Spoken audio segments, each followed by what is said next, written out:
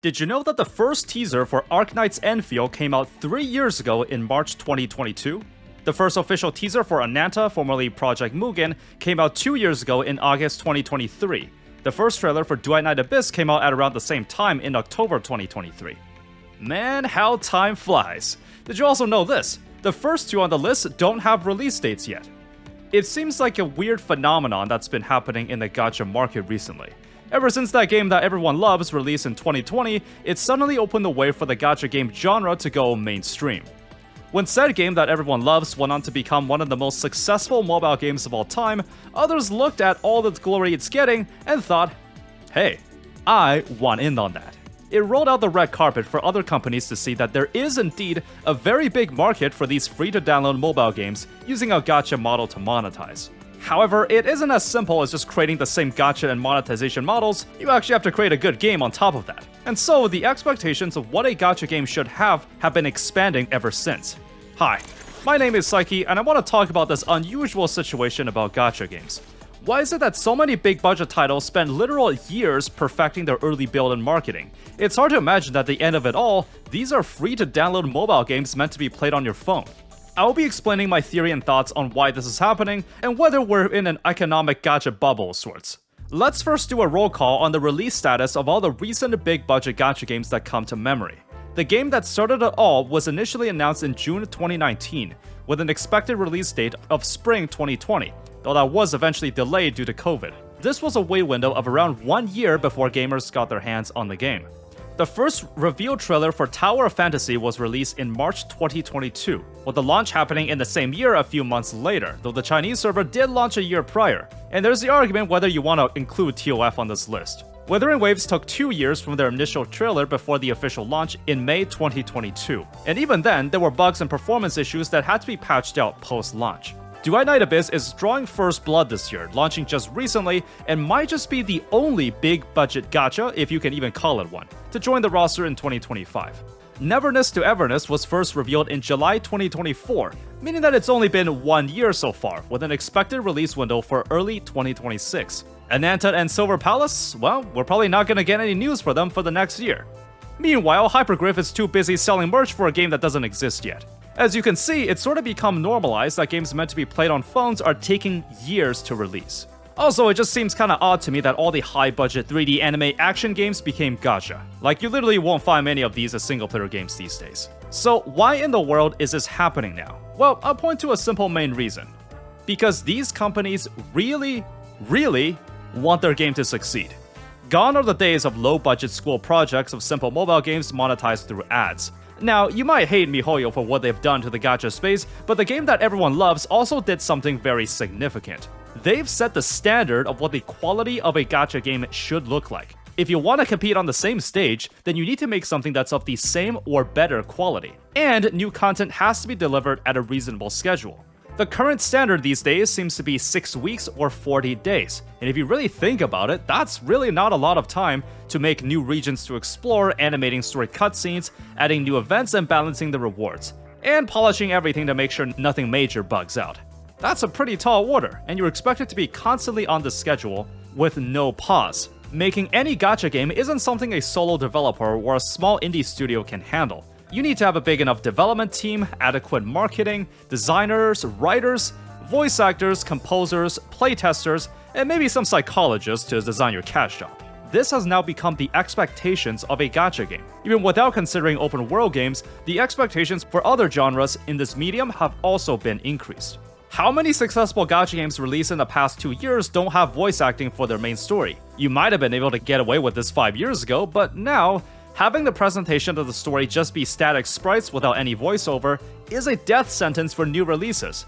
I mean, come on now, we're not in 2015 anymore. Your gacha game needs to have voiceovers for the story these days. What about a PC client? You're in an action brawler without a PC client? Do you really expect people to use emulators for those these days? Again, you might have gone away with this 5 years ago, but today, you'll be losing out on customers if you didn't have a working PC client with proper UI and optimization on day one. So with all these factors in mind, you'll need a big budget to pull something like this off. This is amplified 10 times when your budget is nearing AAA console releases. This means ideally, everything up until the actual release of the game must be perfect, including the amount of extensive marketing campaigns and long and consecutive periods of playtesting. The game should garner a large enough fanbase that are just sitting on the imminent release. You want a good sizable player base at launch, in which the game will scale up as post-launch content progresses. What I've also noticed is the early access version of these games is almost marketed as a sign of exclusivity. I got to play Duet Night Abyss and NTE early, and you bet that there was a limited amount of slots available. Get feedback for the game and do some marketing? Now that's a good move. Your time is invaluable. The problem with live service games is that they demand a constant stream of your attention, and time spent playing one game means that you won't have the time to spend on another. So you gotta make choices. Do you have the time investment to play 2 games at once? Or will one have to go? Ideally, you want just enough content that people will continuously play your game, but feel like it's inconvenient to branch out to other games. Maybe throw in some easy-to-obtain in-game rewards so people feel they'd be stupid if they didn't participate, or throw in some earnable cosmetics for fully completing events. Oh, and make these time-limited for maximum retention effect. This means with the increasing competition of what's to be expected out of a gacha game at release, you have to do something that's of equal quality or better than all of the competition that went before you if you want a good shot at succeeding. The expectations of what should be in a gacha game has been dramatically bloated given the amount of options in the market. The older gachas have had the advantage of being released in an earlier state of the market and are able to slowly add more content over time, back when expectations were fairly tame for a mobile game. There's a self-made concept in the MMO space called the quit moment. The moment when a player just suddenly thinks to themselves, you know what, I don't want to play this anymore. The most successful games may not necessarily be the most fun or have the best story or engaging gameplay, but simply because they have the fewest quit moments. For example, here is a list and conditions that I deem to be critical to have on day 1 of a gacha game these days. First, it should be expected that the game should launch, download its resources, and load in a playable state in a timely manner. If I click the game icon on my phone or computer, I better be able to start playing in under a minute, or at least not be prompted to re-download any assets or run into an issue logging in. This is especially critical if the player trying out the game has no expectations of it so far. Any minute inconvenience that the player has to go through to get the game in a functional state can potentially be a quit moment. As you can see, we haven't even started playing the game yet. Next, the game should run smoothly, be well optimized, have regional server support, and have cross-platform account support, and be tailored to be the platform it's running on. I should be able to do my dailies on my 5-year-old phone in the morning while taking a dump, and then be able to transition seamlessly to the PC client to enable some ray tracing settings while doing some exploration gameplay or story content. I should also be able to enjoy it all on the dedicated America servers. You better think twice if you think I'm willing to play on 200 ping. The overall quality of the game should feel polished enough to not make players question it. The UI should be intuitive and not convoluted like Tower Fantasy. If it's a game with 2D sprites, I think it's reasonable to expect some live 2D animations. I think it's reasonable to expect the story to have voiceovers, and sometimes in multiple languages. I think it's reasonable to expect some story segments to feature expressive and colorful cutscenes, instead of moving sprites from side to side on the screen. The honeymoon phase should be long enough to make progression feel as streamlined and achievable as possible. You can show your true colors and become stingy later on, but you don't want newcomers to start complaining about the stamina system or gacha rates right away. Next up, built-in quality of life features for navigating the menus and streamlining the daily gameplay. There should be an auto farm or sweep feature for farming materials. There should be a collect all and deploy all button for any timed dispatch missions. There should be a story summary in case I'm strapped for time and want to skip the story event but get the gist of what's going on. There should be a pop-up telling me where to farm a certain material, and clicking on the pop-up should take me directly there. I don't want to click the back button 5 times to get to where I want to be, and I certainly don't want to waste time searching where I can farm something. All these games have these features, so why can't you? Something to innovate upon the usual progression and monetization systems.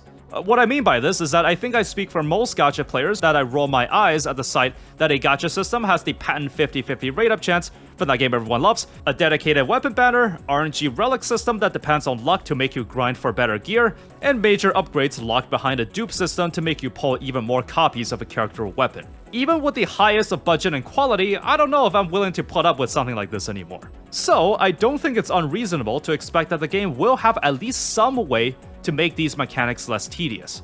Maybe the rate-up chance is 100%. Okay, that would get me interested. Maybe there's no separate weapon banner. Sounds good, I can focus on pulling characters. Maybe new characters become part of the standard pool when their banner ends. Alright, no fear missing out here. Maybe there's a way to farm for character dupes or just not have dupes at all. Okay, now we're talking. And maybe there's no RNG relic system in the game at all. Man, I wish more gacha games did that. What I'm saying is, a new gacha release should be expected to have at least something like this in place to one-up the competition to incentivize players to join. People don't want to deal with the same monotonous grind and monetization techniques since 2020, by that game that everyone loves. A predictable roadmap on post-launch content. You want more content for your favorite game, and you want to see when you'll get it. New story, new explorable regions, new characters and events. The player should feel rewarded by sticking around, and the content should be delivered in a consistent schedule with consistent quality. Proper research into player retention and monetization techniques. Doesn't matter if you have a banger game, if you don't have the funding, there will be no game. Gotta remember, gacha games are free to download. You have to recuperate the costs back somehow.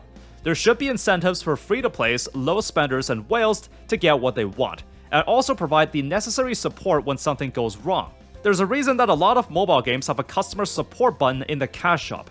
This is the last place they want you to run into a problem. You definitely don't want it to be difficult for a customer to give you money. I suppose we can add a customer service team to the list of departments you'll need. And finally, a sizable player base and community right at launch. A big turnout on day one. You want to be ensured that the game is starting off strong and it won't be any danger of being shut down. Studios running out of steam might try to release some extremely overpowered units or pay-to-win tactics to retain players. But when it gets dicey, the game might run into a death spiral where the developer runs out of money to keep the game running, and people stop playing and spending money since the future of the game is uncertain. That was a pretty long list, huh? If your impression was, wow, that seems a little extreme for a free mobile game these days. And I agree, I do think that's kinda unreasonable. 10 years ago, all I played on my phone was Pop the Lock. And as the expectations for quality increases, the need for a higher budget will as well. You can see how everything has to be right every step of the way. Maintaining a live service game is way trickier than a single-player game.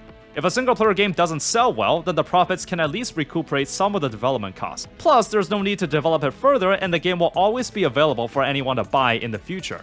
However, when the costs of upkeeping the servers and paying for continuous development can't be sustained, then everything has to get shut down.